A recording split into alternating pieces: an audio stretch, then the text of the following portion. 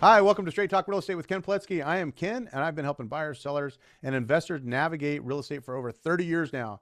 I started this series on how buyer agency agreements are being used today and explaining that entire form to you so that you understand what it is like when you're working with an agent and what your expectations should be as a buyer. And just being educated on what the form is important. Instead of handing you a form and telling you to sign it, understand it yourself, I'm breaking it down so that you understand every paragraph of this form. And we've been doing a series on it for a few weeks now and talking about it. And if you haven't seen those previous episodes, you should probably go back and start at the beginning and then get through them all. So today we're going to be talking about compensation, how agents get paid and why it matters to you as a buyer. And we're going to be talking just about the form itself, but about a specific section of this form where it talks about compensation and how it affects your bottom line. And that's how, agents get paid, is through compensation or commission based on the sales price of the home. And you are, as a buyer, looking to actually, as a buyer now, being required to sign a buyer agency agreement, and this compensation piece is going to be part of that. So I hope you learn a little bit here on this episode, and so how it's going to impact your offer or your negotiating power, and ultimately what you pay for the home is going to be all explained in what we go through here today. So let's start with historically how compensations were structured, right? When a seller hired a listing brokerage firm and a listing agent, they signed a thing called a listing agreement with that brokerage. And inside that agreement, there was a clause in there where the seller agreed to pay a commission when the home sells based off the sales price. And that commission was typically split between the listing agent and the buyer's agent. And so it was split as it had been traditionally for years. I've done this for 30 years now. And just till a couple years ago, there had been no other way of doing it that I had seen or experienced in all of the contracts that I've written over those years. So when that was split, it was usually split on a 50-50 basis. It could be a little bit more on the heavy side of the listing side, but the compensation wasn't directly a piece that was negotiated by you, the buyer. And this is why the new law was written, was because the transparency of what the agent was being paid wasn't completely provided to the buyer, because it was in the listing agreement, not in the buyer's agency agreement, and definitely not on the purchase and sell agreement, which it is today. And so for years, you've been told, don't worry, the seller pays the commission, right? And in most cases, that's still true today. Probably 99% of the sellers are still offering compensation or asking that compensation be negotiated in the purchase and sell. But more importantly, it's to understand in this episode of how that compensation originated from the seller's agreement and how it's went into the buyer's agency agreement and now has moved on into the purchase and sell agreement. And that's what's changed mostly, is that it's visible, right? It's actually right there on the purchase and sell, and it is negotiable when it becomes compensation between you choosing a buyer to represent you in the pursuit of buying a home, right? So today there's still sellers offering compensation. Yep. And that is true, right? So they're still offering that. It may be less than what your buyer agency agreement compensation is. And sometimes it's none. Sometimes the seller's saying no, but they would look at it in the purchase and sell agreement or the offer. So it's not just part of the negotiation. It's part of the whole process, as you will, if today. So don't just assume that the seller's paying it, because that is not always the case. So don't let your agent, if you're interviewing agents, just tell you that, oh no, the seller still pays it. Well, not every seller is doing that, so you have to be prepared for that, because there is some responsibilities and contractual stuff between you and the buyer's agent in that buyer agency agreement. So let's walk through this from a seller's perspective first, and then we'll talk a little bit about the buyer's perspective. So you find a house and you submit an offer, let's say $500,000. And inside that offer, you're going to ask the seller under today's purchase and sell agreement to cover the compensation of your buyer agency agreement between you and your buyer agent. The seller is not just looking at the price that you offered, right? They're starting to tally up things, right? So they're going to look at the price that you offered, the terms, maybe you've asked for closing costs, and they're going to be looking at, what do I actually walk away with? What is the seller going to net from this sale? So if another offer comes in at the same price, but they're offering maybe a little bit different on price, or maybe they're offering the same price, but they're asking the seller to pay less cost, could be in the closing cost or the buyer agent compensation piece, that offer may be stronger. You have to consider that the seller is only looking for the net typically, from the sale of this house so they can move on to their next dream house as well, right? And this is where buyers need to understand it's not just about price, it's about the structure of the entire offer that the seller is considering when you are writing that. So what we're seeing in today's market is that most sellers are still offering compensation, and how that is explained a little bit better is when I'm working with a buyer and they ask to go see a house, or I'm going to go show them some houses. What I will do is I will call up the listing agents of those homes prior to going to see them. And this is a strategy or technique of mine. I start asking some investigative questions like, what's the motivation of the seller? How soon would they like the house to sell? What are they looking for that's most important to them? Is it price? Is it terms? Is it timing? And learning as much as I can for my buyers so that I can write a winnable offer as I explain all of the things that I find out about the seller. And then last question I ask the agent, is the seller offering a buyer agent compensation piece? And if they are, what is that amount? And this is where it's kind of completely changed. You know, we didn't usually ask that before because it was published right in the MLS what the seller was offering. And that new law removed that from the MLS. So we don't even know if the seller is offering or not offering a compensation. We have to verbally ask for that. And why that's important is because today when I ask that question, I get to write that right into the purchase and sale agreement. The seller is offering, you know, say 2.5%. And I'm requesting, because of my buyer agent agreement, a different amount, a 3% or 2.5%, if that's what it was, which whatever is on the buyer's agency agreement will be written right into the purchase and sell agreement. You know, so that piece of information that was provided to us on the MLS is no longer there. So we can't eliminate going to show houses because we're still going to see it. But however, what my buyer could do if the seller said, no, we're not offering compensation, and that would put the compensation responsibility back to the buyer, they could choose not to go see that house, which is why we know that most sellers, my sellers included, are still offering a compensation or asking to see it in the purchase and sell agreement so they can tally it all up to find out what their net is going to be in the offer, right? So the terms of the offer matter most, you know, and that's the piece that's probably standing out in this episode is the purchase and sell agreement is now got price that's been negotiated, closing costs that are negotiated, inspection, contingencies, and now compensation is now on that form that may impact the seller's net sheet. And that's why we're telling you about it and explaining it to you so you're completely aware of it, because when you're signing your buyer's agency agreement, that's when you're choosing what that amount is going to be. There's also the option where you could not ask the seller to pay any compensation and pay that directly yourself to your agent as a buyer, and then negotiate the terms that might be better for you in your outcome, right? Meaning you might get a better price because you're paying your compensation yourself. You might get more closing costs. You might get some other terms, whether it's in the inspections or the repairs or items with the house that you might want. Maybe it's extra pieces that were personal property, those types of things. So you can pay your agent directly. You can adjust your offer amount to be structured to win that entirely by paying that directly. And so that's an important part of what you should understand is you can pay that directly yourself and then just go in and negotiate with the seller.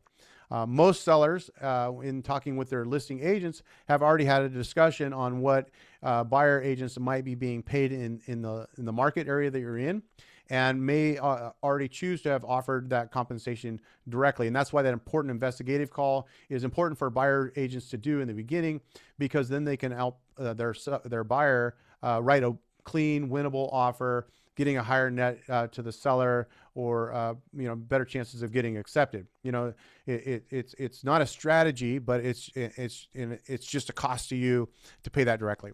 And you as a buyer already have costs, right? You have a down payment, you have closing costs for your loan, you have a buyer brokerage agreement if you choose to pay it yourself, right? So, and we're finding that most of our buyers are still asking us to ask the seller to pay that.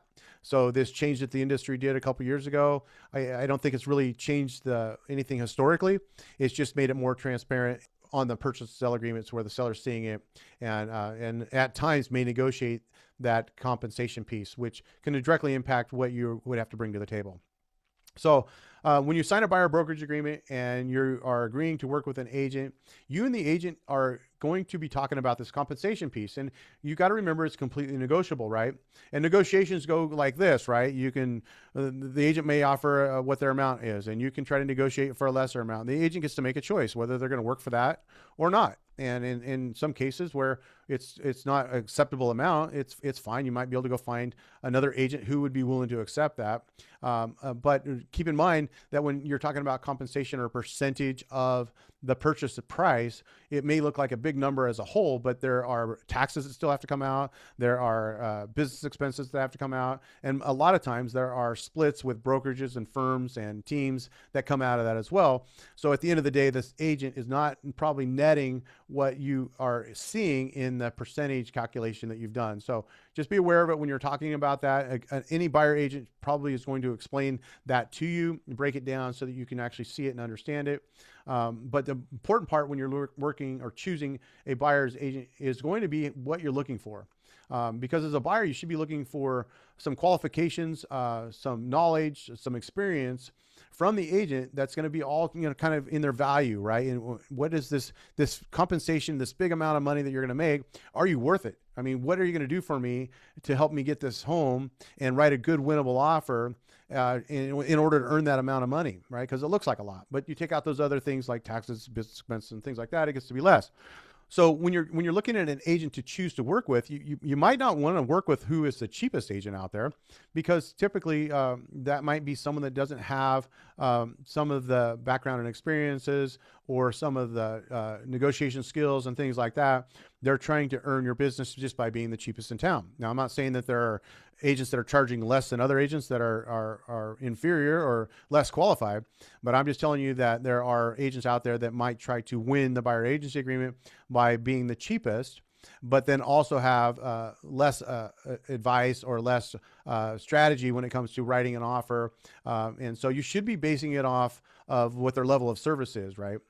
Don't work with the agent that says, oh, don't worry about it, I'll get the seller to pay it. And because that's not a guarantee. They cannot guarantee that, because every seller is different, and they cannot steer you away from houses where the seller does not offer compensation. They have to show you everything. And that's an important piece of this as well. Just because a seller isn't offering a compensation does not mean that the buyer's agent can keep that house away from you. They actually have to show you that house. And then you have to work out how that compensation is going to be paid. It could still be written into an offer, even though the seller did not offer to pay any compensation. And in my experience, sometimes sellers will still consider it because now they have an offer on their house where it may have been sitting on the market for a little bit. But just the hand comment where it says an agent might say, "Don't worry about it," is not probably the agent you probably should be looking for. You should be looking for that level of experience, that confidence, that services that they're going to provide, how they're going to help you navigate the process, their explanation of what the different steps of the purchase and sell agreement are going to be and how they're going to help navigate that. Questions you might ask them are how you're going to help structure a winnable offer, an offer that's strong enough that the seller might accept. That's a good question, right? Do you understand negotiation strategy, right? What's your negotiation technique that you use commonly to help buyers get their offers accepted? That's another good question you might ask an agent.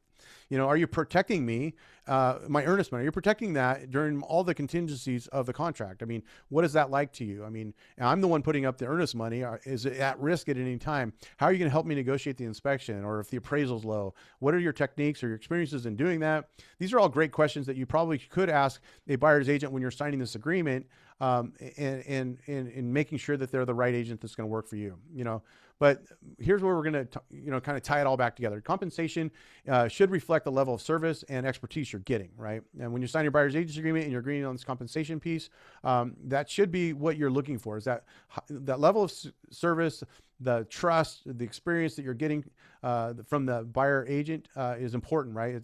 It's always negotiable. Just keep that as an understanding. And if you don't take anything else away, it is negotiable. The negotiations can work like this: like, I'm going to ask for this amount. If you don't want that, then okay, fine, I'll go find someone else, right? The agent could think the same, like, oh, I can't work for that. Well, because it's too low. Why is it too low? The buyer might think. And the reality is well, because by the time I take my splits, pay my taxes, pay my business expenses, there's not enough there for me to work for the next few months for you and in that. So, but we find that most of our buyers that come through, after we've explained what our fees are are going to be, you know, asking a 3% compensation piece and why we think we're worth that, then we would look at that, and if they want to negotiate that, we would have a serious discussion of what that looks like, right? And why it's important what we get paid, what we do. But if the seller was to offer more than, say, whatever our buyer's agency agreement is, if they're offering more, that compensation then goes back to, that extra compensation goes back to the buyer, and they can use that for their closing costs, and they can use it to pay for things in home warranties and things like that. And that all depends on how the offer is structured, but it also depends on how your buyer agency agreement is structured as well. If the seller's offering less, and this is the big important part, because if the seller's offering less than what your compensation agreement is in your buyer's brokerage agreement that you signed with your buyer agent, that's called a gap, right? So if the seller was offering 2.5% and you had signed a buyer agency agreement at 3%, there's a 0.5% gap in there. On our $500,000 house in our example, that is $2,500 gap. And that means you may have to cover the difference yourself and pay that compensation directly to the buyer broker firm. You may renegotiate, right? And see if you can renegotiate your buyer brokerage agreement.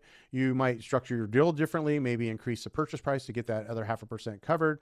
There's lots of different things that you can do in that. And this is where a good agent's going to help you structure that, so that if you don't want to come up with that out of pocket, how you can structure that and get that put into the deal and the price of the house. So, you know, sometimes people ask me, like, what kind of things are buyers or sellers, you know, making mistakes in, right? What areas are common that there's a problem? You know, I can just tell you that right now, for buyers, assuming the seller pays for everything is a common mistake, right? Where buyers go in and structure offers, assuming the seller's going to reduce the price, pay all their closing costs, right? Paint the house, put it on a new roof, pay the buyer's agency compensation in the agreement, and just that kind of mentality we are seeing buyers come in with.